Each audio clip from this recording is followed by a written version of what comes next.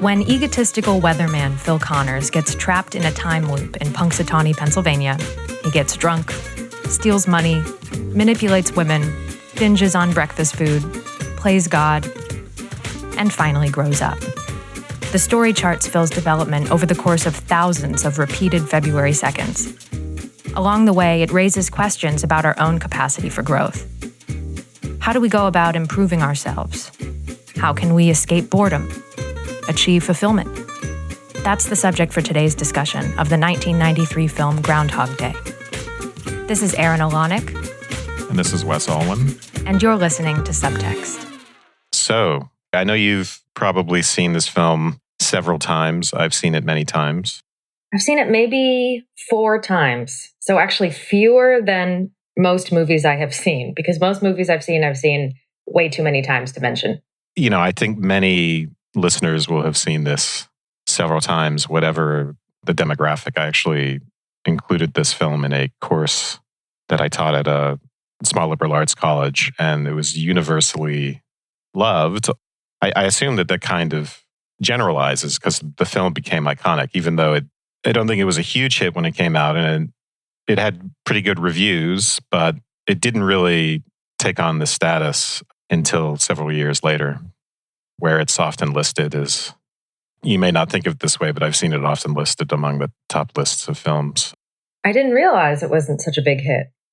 Not immediately when it came out. Because it's like, It's a Wonderful Life in that way. Is it that was the same thing? Yeah, well, actually, It's a Wonderful Life was kind of a bomb when it first came out, but then after being shown on TV around Christmas time, it became super popular. This kind of has the similarity maybe going on with the theme. You know, I was surprised to learn that Stanley Fish, who's a literary critic, Milton scholar, but he also had a column for the New York Times. I think he listed it as an all-time great work of art by any standard. So it's interesting because and the film started out, I think the screenplay was written by Danny Rubin, and he wrote it in a week, I think, according to him. There's this article he wrote out there called How I Wrote Groundhog Day in a Week, or 10 days, maybe it's 10 days. And so I think it was a burst of inspiration. The original screenplay is actually quite different from the way it ended up. And there were a lot of, this is typical, but there were a lot of changes made by the studio. And then Bill Murray, I think, got very involved. Bill Murray, who was involved in a divorce at the time and apparently was very difficult to work with, not unlike, as we shall see, the character that he plays. Originally, the film was sort of just it would have been a light comedy, I think, that was forgotten. But something happened where some of this thematic stuff around repetition and someone being stuck and the evolution of a narcissist, basically, this change of character. Yeah, I think it came together very well. So some of it's just an accident. But, I'll say more as we talk about what I think the virtues of the movie are. I know you're not as enthusiastic as I am about it, right? Probably not. I mean, I do. I love the concept and everything. Maybe it's because I've only seen it 4 times, which sounds like, a lot maybe to some people. But I know that the Roger Ebert original review of the movie, I think he only gave it maybe 3 out of 4 stars and said, it was cute or whatever. But he didn't really think of it as a major work. And then later he included it on his great movies list and said, well, it's the kind of movie that the more you see it, the more you like it. So maybe I need to see it, for a few Groundhog's Days worth more. That's right. You have to let the movie change you. Right. Exactly. And then you can appreciate it. Maybe my narcissism is it's too much right now. I need to learn how to love Groundhog Day properly. Yeah, I think for some, I'm always skeptical when critics change their mind. I think they're going with the crowd and... Right. Only when they change their mind and it goes with popular opinion is that suspicious. So let's get a little bit into, or I guess a lot into the synopsis of the film, which, again, most listeners will already know this. And if not, you should definitely watch the film before you listen to the rest of this podcast. It's less than 2 hours of your time. You'll enjoy this more. So the basic plot is you have this unpleasant weatherman from Pittsburgh who is a narcissist. I think that's just the best way to sum it up. Or his defining quality, as he'll be told later on, is his egotism. So this guy named Phil, I think it's his 4th year in a row that he has to go to do something he really hates because it's beneath him and but it's this Groundhog Day festival in Punxsutawney out with the Hicks, and it somehow represents everything he hates. And the groundhog is also called Phil and is also in some sense a weather predictor, but a very different kind of weather predictor. The novel thing, though, on this fourth year is that there's a new producer working for the studio, Rita. So she will be going with him. And this is really the catalyst for a new sort of repetition. So not the repetition that he's used to and that he thinks he's going to escape when he gets this, big break, gets a great job and can get away from this small studio. And you see that at the very beginning of the movie. Around the third minute, he sees Rita, who is doing this very playful, she's playing in front of the blue screen that he's just used for his forecast. And at first he gives her this sort of cynical, you're not important glance. And then he looks back at her. And so that's his typical, the modus operandi. And then he looks back at her as if he's entranced, as if he's sort of arrested. And it's a great, listeners, should look at about the third minute, just the expression on Bill Murray's face. It's a great moment because you see that transformation. So anyway, on from there to Punxsutawney and does his shoot of the festival and is being horrible to everyone. And then there's a blizzard, which he predicted will not hit that particular area, but it does and prevents him from leaving. And then, as everyone knows, he famously keeps waking up on the same day over and over again until he can learn to become a better person and win Rita's affections. So that happens in about, as I counted them, 10 cycles. So there's many more days. There's a lot of speculation about how many days he spends there. Originally, it was going to be something like 10,000 years, I think, which is a reference to Buddhism. It turns out to be more like 10 years. I think fans have tried to calculate this based on how long it takes to learn the piano, which is something he does, and various other factors. What did you think of old Phil? I loved it. I actually watched it twice to prepare for the show. I had only seen it before two times, and I've watched it 2 more times to prepare for this. And I did enjoy it just as much the second time as I did the first. It didn't really get old, though I was watching it with different people. The thing that I think most puzzles, maybe not puzzles viewers, but the people that I was watching it with both times turned to me and said, why do you think Phil is named Phil? Why do you think he has the same name as the groundhog? Why does it happen on Groundhog Day? And why does he have the same name as the groundhog? I mean, I guess it seems sort of simple at first, but then maybe more complex because, they're both weathermen, right? I don't know. What do you think is the connection there? It's as if, I don't know if you would call the groundhog an alter ego exactly, as opposed to a foil or what we see of Phil in the beginning is that his ability to predict the weather is very well connected to his vanity and narcissism. So the routine he does at the very beginning, when he does his weather routine at the very beginning of the movie, we learn that he's full of himself and he thinks he deserves a better job and this particular station is beneath him. But you also get the sense that predicting the weather is beneath him and he's kind of stuck in this particular role. So the way he delivers it, he's technically very competent, but there's a cynicism to it. He says, it's going to be a nice day somewhere. And he makes a joke about that, meaning that real estate prices are going to increase. And he puts a negative spin on that. So you get a sense of that sort of cynicism, but also that the weather thematically as a metaphor, and it comes out directly in the movie, is it's something that is used for small talk and for social subtext. So people will, instead of talking about their inner states, their feelings, or directly about their relationships, they will talk about the weather. Is it a nice day out? Am I in a good mood? Or is it going to be a terrible day out? Am I going to be in a bad mood? And of course, the weather is volatile, so it can be a metaphor for the volatility of relationships and also the risk involved. And so for Phil, his ability to predict things goes along with his risk avoidance and his defendedness against intimacy and against real relationships with people and his condescension. So all that stuff goes together. And then in the local yokels of the town, the Hicks, as he calls them, are a foil to that, just like the groundhog. So the groundhog is competition. The groundhog will get it right.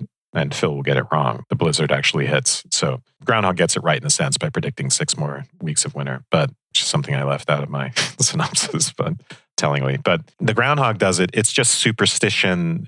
At some level, you might even say instinct or intuition. And that's the kind of thing that Phil also rejects. He's into prediction and predictability and safety, and also the cuteness of the Groundhog. You see in the van on the way to Punxsutawney that, he's saying how stupid this whole thing is. Phil is saying how stupid it is. And she will say, well, I think he's really, really cute.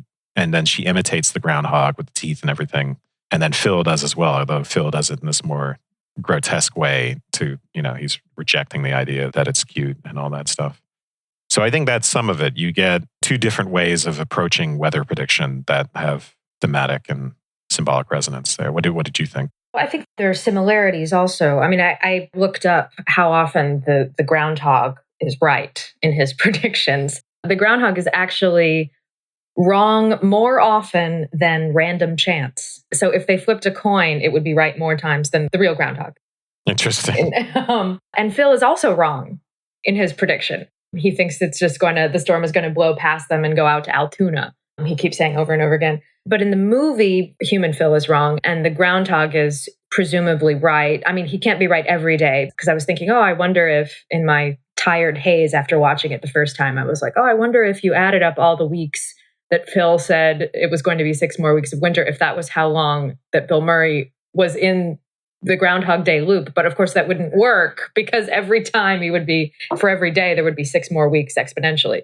Looking at the trivia online, apparently we see 42 days, even though it's many more in reality, but we see, which is 6 weeks times 7. So I don't know if that was intentional, or I don't know if people are just trying to fit that, if that's contrived or whatever. You're right about this.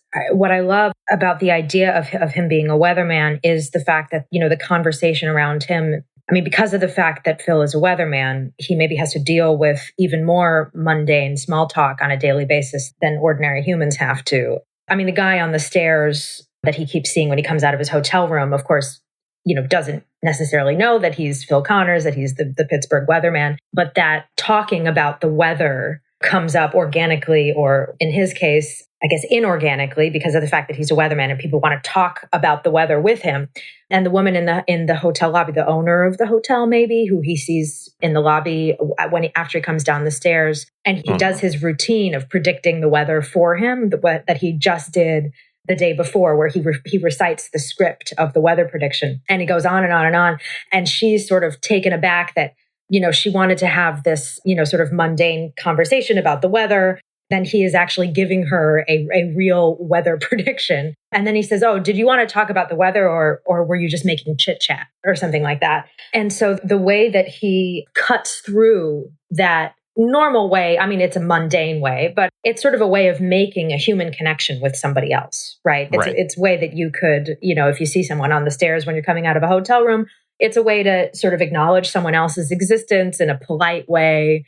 It's not controversial to talk about the weather. It's a way to make these kinds of connections. And Phil has no use for that, the human Phil, whereas the Groundhog Phil is bringing together all of these sort of different people around the weather and causing all of these various elements to sort of interact with each other in a sort of, I think you see multiple news crews there, right? It can't just be one news crew. And you see that the actual Groundhog is creating these conditions which bring people together around this common purpose and celebrate the uncontroversial thing that controls all of it, that we're all impacted by equally. And the prediction of the 6 more weeks of winter and everyone booing and everything and getting all upset is kind of a sweet moment to me. It's this easy way of creating a shared experience. Yeah, that's very good. So this is a sequence that gets repeated, where he wakes up, he goes into the hallway and meets this guy who asked him what he thinks the weather is going to be. The same thing with the B&B owner. And then we'll see, goes out on the street, passes by a bum, meets this insurance guy, Ned Ryerson, on the way to the fairground. So we see different iterations of his interactions with these people, which is really cool and cleverly done in the movie. But the first one with the owner, he's really mean to her. It's really unnecessarily cruel. You get the sense that he thinks he's a bit of a star and they're asking him about the weather because of that. So there's the usual item of everyday interaction, this thing that's used, as you pointed out. It's this third thing outside of us, this harmless thing that we can talk about to relate to people we don't know, instead of going straight for it. We studiously avoid talking about how we really feel and what's actually going on inside our heads. And we do this. This is just a staple of social life, this sort of deception and omission. And so what's going on the surface, it's not what's really happening, but we have to be comfortable with that to socialize and to get to know people. And it also serves the purpose, as I pointed out, of subtext. So talking about the weather, it eases you into talking about how you feel because, it's going to be a nice day or not. Am I going to feel good and enjoy myself or am I not? His expertise, though, forecloses that. His whole character does that. So his character forecloses connecting to people who are unimportant, which is practically everyone, people who don't fit into his ambitions and his narcissism and all of his predatory stuff, where he makes jokes with Rita about, you missed me last night, you couldn't sleep without me. And the B&B woman asks him how he slept the night before. He says, I slept alone. So he's very objectifying and predatory in the beginning and unable to relate because of this level of defendedness, which manifests itself in expertise with regard to the weather. So he's too much of a cynic, too much of an expert with regard to human relations to sink to the level of naive, vulnerable interaction. And he's a misanthrope too, right? Like he says, when he makes fun of Rita for her impression of the groundhog, and she says, well, people like the groundhog. He says, people like blood sausage too. Yeah. People are morons, which is, maybe true. I mean, Rita likes blood sausage, but... Yeah, people are morons, but it depends, as Rita will say later in the movie, it depends on how you look at it, though. Right. Or the drunk guy. Some people would say that this beer glass is half empty.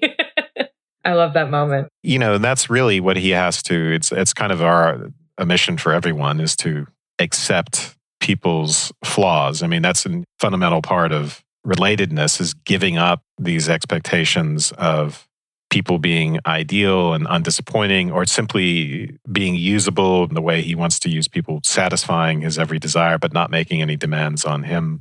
If we don't do that, that really does create a natural repetition in life. The repetition revolves around the black hole of narcissism because nothing is ever good enough, but you keep trying and keep getting disappointed. And it's only in acceptance that the repetition goes away. What the stuff that's happening in the movie externalizes a very real psychological phenomenon.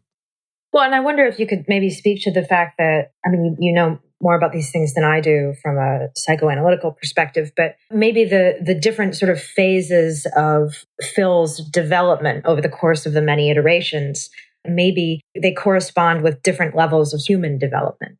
Like he realizes there are no consequences, and so he goes out in the car with the two drunk guys.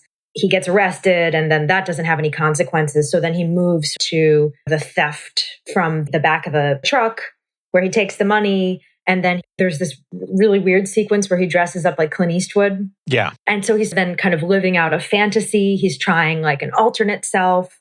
And then presumably he also uses this to get this woman to dress up in a maid's outfit. Yeah. Lying to her and telling her it's a costume party so they can go to the movie together. Right. So this fantasy self is coexisting with the fact that he's trying to, again, selfishly, we can imagine he's working through finding and wooing every eligible woman in town. And then he moves on to Rita and experiences her rejecting him over and over again. And then he sees this meaningless of existence and moves through the series of suicides. And it's not until my favorite sequence in the movie is when he tries to rescue the homeless man from dying. Anyway, all of that being said, I don't know if that corresponds with mental development or like the accepting of adult responsibility or responsibility outside of yourself. You know, you go through these phases or these wants or fantasies, and only after they die or you outgrow them can you move on to a sort of adult existence. Maybe there's no parallel there.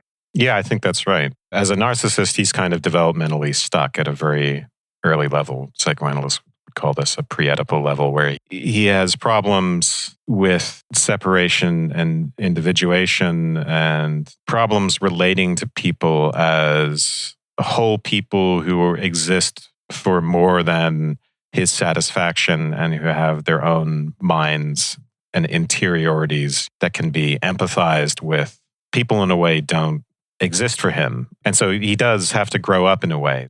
Getting out of his narcissism will require kind of a recapitulation of early development. And to do that, he needs the therapeutic figure. So Rita really does play the role of a therapist. She's the catalyst that brings about the repetition, him seeing her. Arguably, he would never be in this repetition unless he hadn't met her. She's the thing that changes, that gives him the possibility of externalizing his internal psychological repetition, making it external so that he can be aware of it and work through it.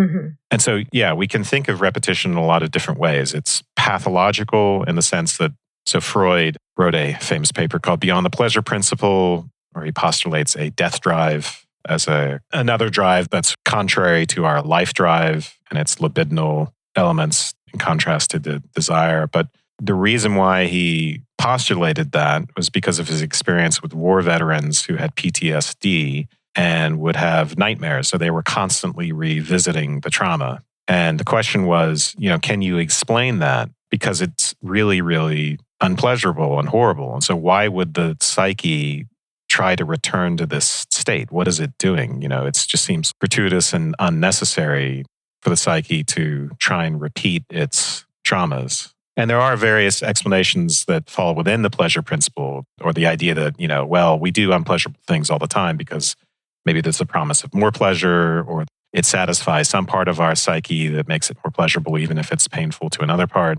You could do this calculus, and he thinks it actually lies beyond this calculus for various reasons that I don't think we need to get into. I was thinking of the death drive, actually. I was wondering if you had something, I don't know much about it, but I know the term. So in the second time watching in preparation for this, I almost thought of the scene where he goes through the pit and then his first suicide, that was almost sort of like a visual metaphor or a pun for the death drive, because he literally drives off the cliff in order to kill himself in, Thelma and Louise fashion. One of the reasons people try to kill themselves is because they're trying to save themselves, ironically. There's almost a delusion that they will survive beyond it and move on to this more transcendent state. And the transcendent state involves connection to a perfect object. The object means object of desire, and the first object is a maternal caretaker. That begins with a merged or symbiotic existence in the womb, and then a very symbiotic early childhood, and the mother is perfect. And the theory has it that there's a sense of omnipotence on the part of the child because the ministrations of the mother are seen almost as an extension of oneself. And developmentally, you have to mourn that. You have to give that up. This is what narcissists haven't done. The narcissist will maintain attachment to a fantasy of this idealized object. And this happens in depression as well. These phenomena are actually related. In a depressed person, they will express their disappointment with the object, which is an inherent part of mourning, by attacking themselves. So melancholy and depression become this pathological variation on mourning. Mourning itself is psychologically essential. It's what needs to happen developmentally to leave childhood behind and be able to have real relationships with people. And the way it manifests itself in our daily lives is just that we have to get over all the bad stuff about people so that we can enjoy the good stuff. And empathy is a big part of that. So yeah, the death drive. So people make the same mistakes over and over again. And all of us, I think, are familiar with that. I mean, part of repetition that we're familiar with is just there's a daily grind. So we all have our schedules and our jobs, and that gets repetitious and boring. But at the pathological level, this repetition compulsion can have something to do with a kind of pathological attempt at resetting the whole psychological apparatus by rebooting it in a way that just doesn't work and revisits the trauma. But importantly, as Freud points out, repetition also serves a lot of other purposes, including the purpose of mastery. So we repeat things to master them, and that can happen in the right context. So he's been going through internal psychological repetitions, like I say, that revolves around this connection to an ideal that he can't give up. It's going to inevitably repeat these patterns where he can't relate to people and doesn't really understand why. In a therapeutic context, and Rita is that context, you externalize it and become aware of it and work through it. And so the repetitions we see in the movie are actually therapeutic repetitions. And so, yeah, as you pointed out, you get very, very distinct phases. I call them cycles. He begins as a narcissist. Suddenly things are out of joint. He's confused. He tries to get help early on. It doesn't work. And then he says, fuck it, and goes to this omnipotent phase. The maid and Nancy manipulates into bed. Then the focus on Rita, you think this might be a kind of way out for him because now he's actually trying to get with Rita in what seems to be a real way. But a psychoanalyst might call this a narcissistic transference, where she is still just an extension of himself and he's still approaching that relationship in a manipulative way. And when that doesn't work, depression, and then, however many suicides he tries to commit, we don't know. But at some point, he decides that vulnerability is the only way out. And that's where he starts to talk about what's going on in his head with her. And then sublimation. So the next stage is he's sublimating, playing piano, improving himself. He's becoming lovable and engaging in what Freud would call aim-inhibited libido. So instead of just trying to have sex with women, now he cares about his fellow human being in this non-sexual way. So for the homeless person that he's trying to save. So it's a transition towards being able to become aware of people and to care about them. I think it's useful to look at it from a psychoanalytical perspective. But what's amazing about the film is that it can be looked at from the perspective of almost any kind of belief system. I was reading an article about the movie where it was talking about how a Buddhist monk saw the movie and said, well, this movie is clearly about the tenets of Buddhism. And a Catholic priest watched the movie and said, well, this is clearly about Catholicism, and so on and so forth through all of these various. There are elements of it that are universal to sort of every major belief system. The object that you talk about, Rita being his object of, what was it? Like a love object. A love object. But the maternal caretaker is kind of a prototype for that. So we choose people who are in some way similar. I had a light bulb go off in my mind when you said that, because I was thinking about what he does in Christian terms, where you could argue that when he finally accepts grace in his life, he moves on. And we could talk about that maybe. But there's a point in the film where maybe it's the last day when he comes down the stairs, when he sees the guy on the stairs on the day that is finally the redemptive day. He quotes Coleridge to the man on the stairs, I believe. And then later, when he's giving his newscast and he gives this beautiful reflection on winter, he quotes Chekhov and he says, I had that wrong. I was saying that was Coleridge, but go ahead. I typed out what he says, and he says, when Chekhov saw the long winter, he saw a winter bleak and dark and bereft of hope. But standing here among the people of Punxsutawney and basking in the warmth of their hearth and hearts, I can't imagine a better fate than a long and luxurious winter. And this idea of hope interested me because I'm familiar with a Coleridge poem that he quotes to the guy on the stairs, which is called Work Without Hope. He quotes the lines from the first stanza. It's just a 2-stanza poem. Winter slumbering in the open air wears on its smiling face a dream of spring. But the last 2 lines of that poem, I think, are so significant. Work without hope draws nectar in a sieve, and hope without an object cannot live. And it's so significant, I think, the poetry, and there's actually quite a lot of poetry in this movie, is so well chosen that the object, his love object, or the person for whom he is improving, is Rita. So he has this hope so long as he has Rita to work for. So she is the hope for which he is working. What does hope without an object mean exactly? That's really great. I'm thinking now of Phil's ambitions and wanting to be a great newscaster. Object in the context of that Coleridge poem means objective.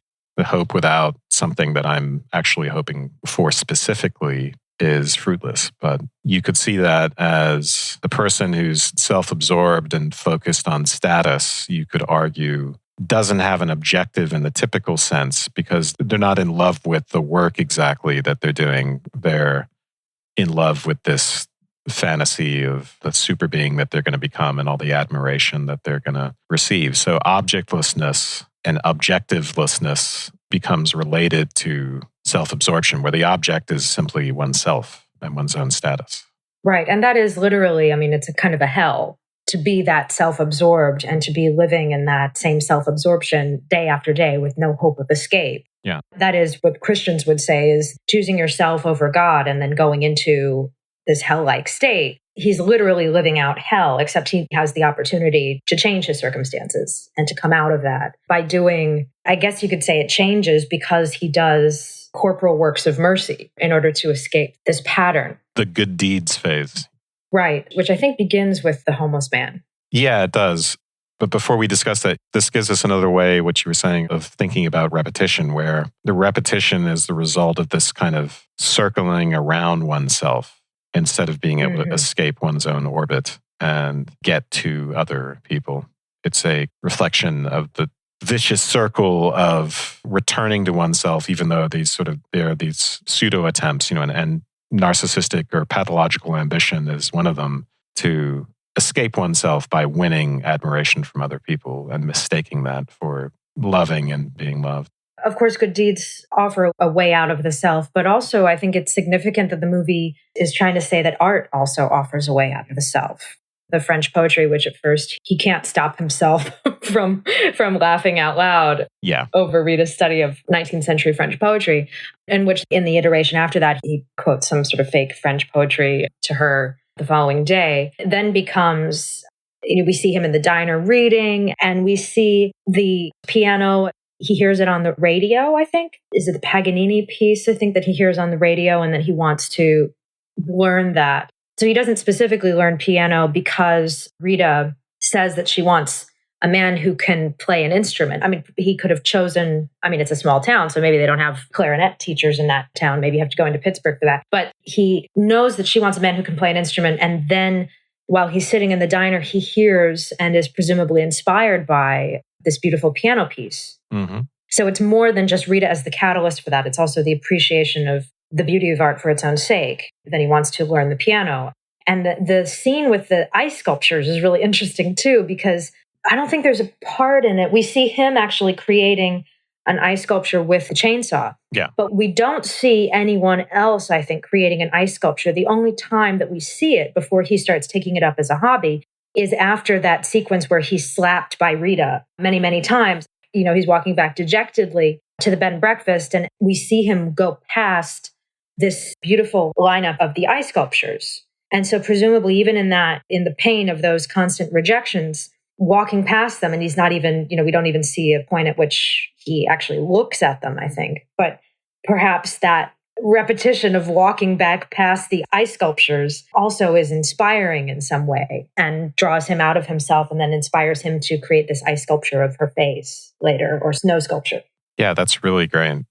The sublimation is important because there is also a narcissistic element in sublimation, in the sense that we are directing our energies at ourselves by improving ourselves, improving some skill, but it's also connected. So there's work. You mentioned work, and it's in the Coleridge poem, right? So to be able to really work is to be able to direct some of those energies outward, but instead of towards a person, it's towards, whether it's the poetry or the ice sculpting or whatever, it's these tasks. So it redirects that kind of energy, but it also facilitates movement towards people. And one of the reasons it does that is because it attenuates our ravenous. So you see a lot of things about kind of a greediness in this movie. So in the beginning, when he's dropped off at the hotel, he says, I'm not going to have dinner because, I've seen the way Larry eats, Larry, the camera guy, and then puts his fist in his mouth. And then the scene where he's eating all this food in front of Rita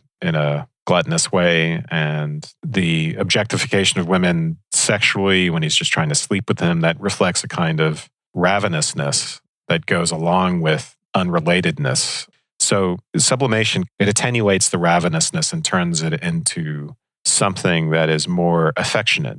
When you work on something, you're not just destroying it and taking it into yourself, eating it. It's not just all for you. It's not simply a means to one's own end, but you are being constructive with something out there in the world. You're creating something, you're creating structure and not just destroying it. And that's a really important skill to learn when it comes to relating to other people. We have to be able to not use them as a means merely to our own ends, as Kant would put it. That's our ethical comportment to other people. But really, to relate to them, we have to go beyond that and do something constructive with them, work on them in the sense of maybe it's even being a therapeutic presence for them, the way Rita is a therapeutic presence for Phil, giving them our attention, our recognition, our affection, and not simply trying to devour them. So yeah, I think sublimation is an important psychological stage as well. And some of these impulses are, by the way, aggressive and sexual, it's aggressive, but you do something that elevates them to a different level, whether it's in literature or whether it's in a relationship. Sorry, I have so many different directions we could go in. Do you want to talk about the homeless guy now? Yeah, so you were getting at that. So beyond, doing ice sculptures and stuff, he's decides that this homeless guy who in the first cycles, he's walking by the guy and he's putting his hands in his pockets as if he might have some money or change for the guy, but finding nothing. And you get the sense he might be doing that just as a show. He's communicating that he doesn't have any money, even though he might actually have money. So eventually, in his omnipotent phase, the fourth cycle, he will say, I'll get you later. That's the first time he changes his relation to the bum. I'll get you later. See, I call him the bum in my notes, which is an uncharitable way of referring to the homeless guy. So I have more in common with Phil than I would like. But I'll get you tomorrow, which is really, so it cuts both ways. It represents a little bit of a transition because there may be an element of that suggests he's now thinking about helping the guy. But it's also just mean because there is no tomorrow. Yeah, but that's an important point, though. I never considered that before. Like, I'll get you tomorrow, because that implies that he now knows that he should be helping the guy, but that he's still not going to take responsibility for it. So instead of just, walking past, there must be some seed of guilt in there then, like making an excuse for himself. Yeah. And it's in the sublimation phase that we see, so where he's reading and learning piano and all that. That's also the phase in which he gives the homeless guy money. And we see that that's not enough because the guy dies later. He tries to give him CPR. It doesn't work. And then you get all those scenes where he's trying to save him and can't. And then finally accepts that he can't save him. There's no way to save the homeless guy, it turns out. That's an element that he can't control, no matter how many days he has, no matter how many repetitions there are. It's not something he's going to master. So he's learning there not just about other concern, about being able to empathize and care about people, but he's learning to accept the downside of that, the risk involved in that, which is losing people. And that's not something we can do anything about.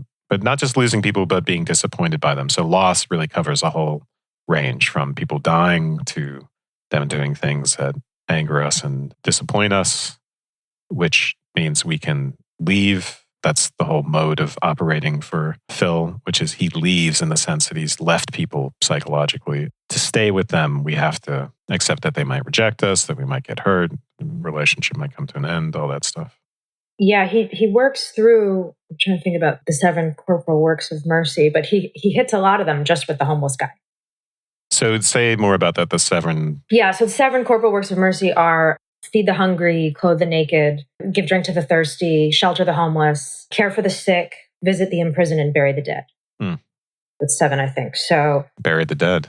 Yeah, and the bury the dead would be the moving on, right? The acceptance of the fact that today he asked the nurse to see this guy's chart the first time that he dies. And she says, sometimes people just die or something like that. And he says, not today, right? He can accept it. Yeah.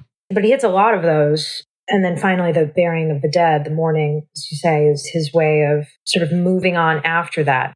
We don't see much of him. I think we only see, 2 or 3 days worth with the homeless man? Yeah. This is, again, what I call the 8th cycle of, I didn't count the number of days in that. Mm-hmm. But yeah, we see just a few. Yeah, it's just a very small point in the film, but an important one. I mean, it's implied that there could be more. Because he's learning the piano, we assume that this is one of the reasons people estimate that this part actually goes on for years, possibly. I don't know how many years creates that piano solo at the party at the end. That's one of my favorite parts, too, because of the piano teacher who's so proud of him.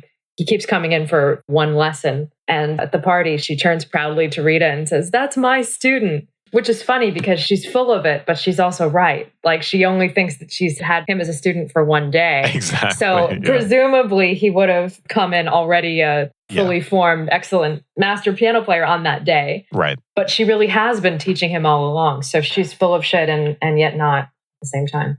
Right. I don't know what that has to do with anything except that it's funny. But the same thing with the déjà vu. Yeah.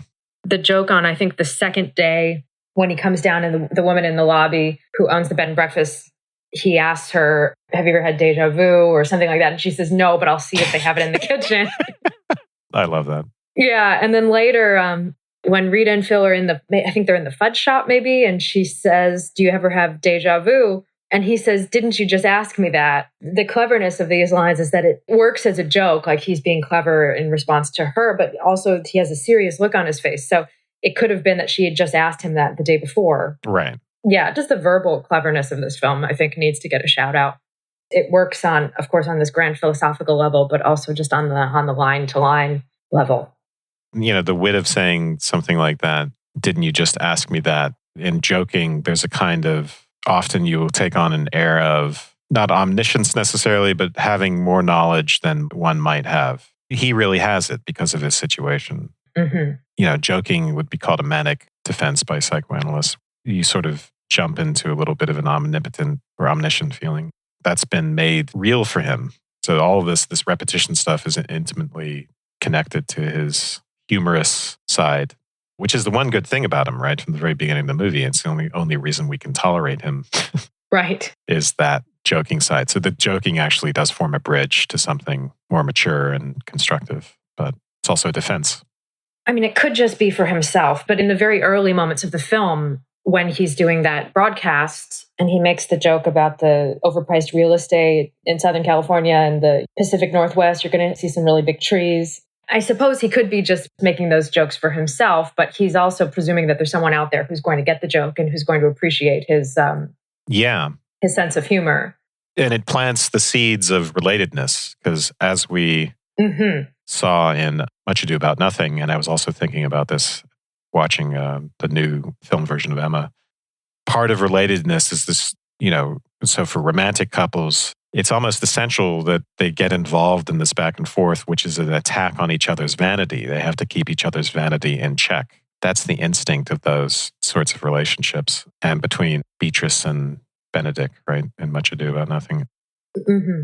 So he's really hostile in a way, but she has her nice, more innocent, well-meaning playfulness. He can kind of match her on that. And you see a flirtation between them going on from the very beginning. So when he shows up to the fairground to do the shoot, the first thing that she does is start adjusting his tie, which is a very girlfriend or wife type of behavior. You wouldn't do it to just anyone as a woman, but she's the producer. So a lot is made of that in the movie because, when he feels like he's going crazy, say, "Help me." She says, "What am I supposed to do?" And he says, "I don't know, you're a producer."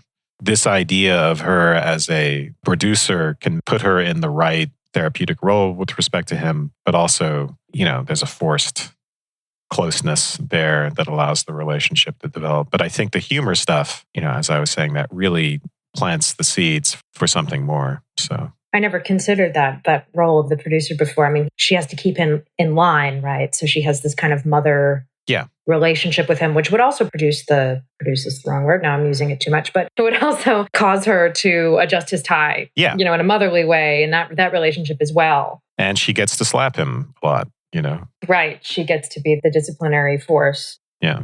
As well as the sort of one who gives him advice when he comes to her and explains to her what's been going on in his "I'm a god" phase. Maybe the role of the producer also is clever as a female role, as a mothering role, right? Mother being the ultimate producer of life. Yeah. It's kind of stupid, but no, that's actually very important. And the producer of milk. Right. So being fed is an important idea here because it's spiritually being fed as infants, right? It's a one-way street. It's not a full relationship to a whole person. You use the other for your survival and so on. But people have to become more than producers to us. Right. If we're going to grow up. Not to make too sudden of a turn here, but we haven't really talked about Ned Ryerson. Yeah, let's definitely talk about him. Yeah. Yeah. Really awesome. The relation here is, so this is someone, perhaps we should say before anything else, this is someone from Phil's past. He has a past connection too, which maybe is important. I don't know if you have something particular that you want to say about that, or he's an insurance salesman, so that's important. So as we talked about, the whole idea of risk and predictability are very important. On a surface level, that has something to do with the weather. On a psychological level, that has to do with the risk of what goes on in relationships, the risk of loss and all that. So, right. The insurance salesman, he's almost like a soothsayer in the movie.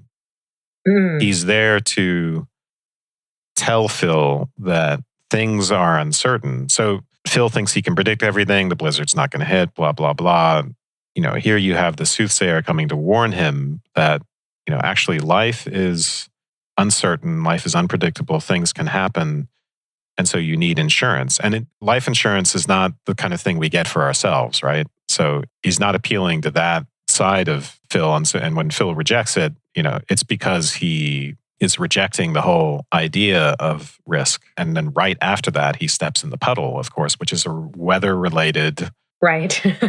kind of mishap, but also could be dangerous. And also points to the fact that he's not actually omniscient. And, it does a lot of different things at once. But in the end, when you see him, he's bought all the insurance. Some of it is just to appease him and not be an asshole. But thematically or at a symbolic level, it's a way of saying that he accepts the concept of chance and risk and all that. So, which is part of becoming vulnerable. And right. At the end, I wrote down everything that he buys. He buys whole life, term, Uniflex, fire, theft, auto, dental, health, with the optional death and dismemberment plan, water damage.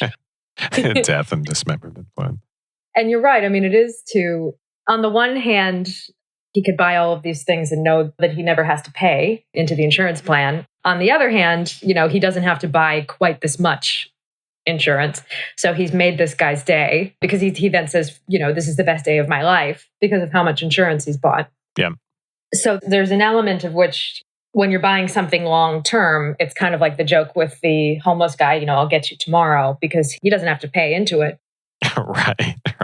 Except that the day that he buys all of this is the day that things keep going. So he is going to have to come to terms with the fact that he bought death and dismemberment plan. But there was this sense of just making this guy's day by buying all of these things, even though this guy is sort of insufferable and exactly the sort of person that old Phil would hate the most. Early on, I don't know if it's in the first one or third or something, but early on in the early iterations, he says, I would recommend for you single premium life. And then he makes the reference to there are people out there who live and die by the actuarial tables. Right. And I say, hey, it's all one big crapshoot anywho. He has all these annoying, folksy expressions. Right. Well, it's another form of prediction, right?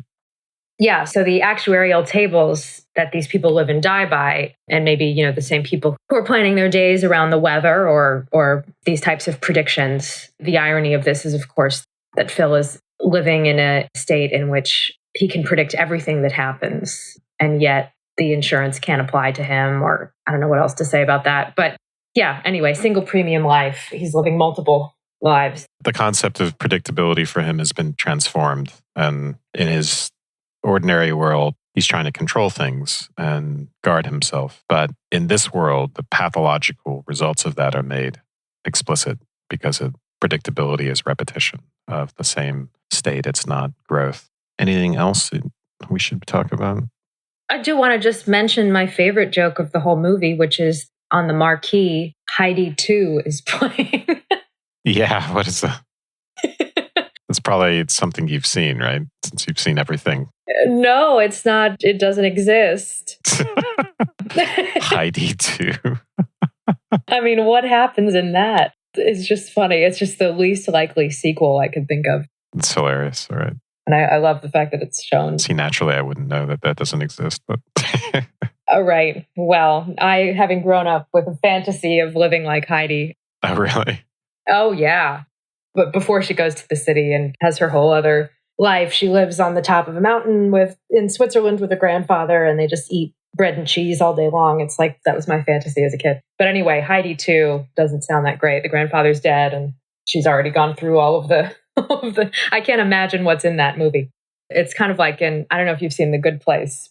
Yeah, a little bit. I think that The Good Place, it has several references to Groundhog Day, but one of them that puts me in mind of The Good Place is when they visit Mindy in the in-between place, the woman who was addicted to cocaine and was an 80s businesswoman, but did the one good thing. So she lives in the in-between place. And the only movie she has in the in-between place is Cannonball Run 2. It's like, oh, God. Again, the sequel is just being this purgatorial state where you only watch a sequel of a mediocre movie. I think one of my favorite moments is the therapist's office. Well, first he goes to see a brain guy who's played by Harold Ramis. Ramis, yeah, the director. Yeah. So he doesn't find anything on the scans, but then when he turns around from these brain scans to look at Phil, he's kind of blinking like he has bad eyesight, which I just think is great. I didn't even notice that. Yeah. That's hilarious. And then there's the scene with the very new psychotherapist, and it looks like psychoanalysis because he's lying down on the couch. And the guy is terrified, which is real when you start doing it. It's a terrifying experience. Doesn't know what to say, and especially with the kind of patient who sounds like he's psychotic. And then it ends up, he ends up asking him if Phil can come back tomorrow, which suggests that he's rejected Phil's reality entirely without knowing it. So, well, and he's proud of the fact that he finally got an alcoholic or something in the town. He says, "Oh well, I've never dealt with anything like this, but I got my first alcoholic." Like he's thrilled. Yeah. It's funny. There's a lot of subtle things in the movie to make the psychological transition, plausible. You can see some of it as foreshadowing or forecasting, but it's also, so for instance, there's a moment of altruism when he's with the drunks early on from the local yokel guys. He's at the bowling alley and then they get really drunk and one of them falls and he catches him in his arms. And another scene in the diner when he's saying to Rita that he's a god. So I think that's pretty late where, anyway, I forget which phase it happens in. She says, "It sounds like you're just doing all this by tricks. You're not really a god." And he says something like, "Well, maybe that's the way God is. Maybe it's just someone who does this all by tricks." Yeah, who's been around so long that he knows everybody. But this idea, using the word trick, it's the beginning of an idea that, okay, this is a defense. His sense of omnipotence is actually, in the normal world, comes across as this guardedness and trying to be omniscient and predict the weather and predict everything, is actually just a trick in the sense of a defense that is not actually a power. It's not actually useful. And then before the sublimation phase and what I call the self-disclosure phase, when they fall asleep together, I think he's reading to her, which was actually Bill Murray's idea, while she falls asleep. And then he says these wonderful things about, when I first saw you, something happened to me, which is true. Again, as you go back in the film to around the third minute, something does actually visibly happen to him that sets everything in motion. And the playing of cards, which, reminds me of The Apartment, where they're playing a game together. That's always a significant step, I think. You got to have something to do together. Right. To establish a healthy boundary. In that scene in the diner about being a god too, there's a sort of reframing that goes on where he is vulnerable with her, maybe for the first time, and opens himself up to her, because it's the point where he tells her everything that he's learned about her, which she sees through during his trying to bed her, where she says, "Okay, you're making some kind of list, and have you been calling up my friends and finding out what I like?" And she says, "Is this what love is to you? You're just learning everything about me in order to appease me or manipulate me, get me to like you." He then in the diner goes through this list of all of her traits, but he ends it with, "And when you stand in the snow, you look like an angel." Mm-hmm. And so we know, of course, that he's liked her this whole time. I mean, when he has that tryst with Nancy early on, he keeps saying Rita's name. Yep. And saying, "I love you, Rita."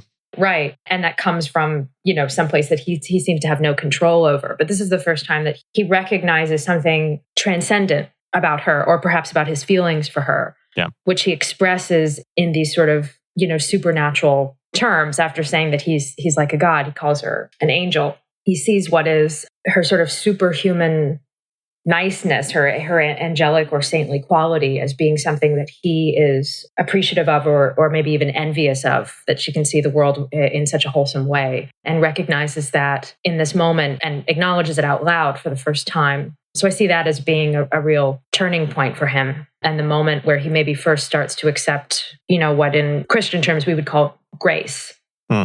The gift that is freely given to you, that you do nothing to deserve, but which you can either accept or reject. And this is the first moment in which he seems to acknowledge or accept that grace.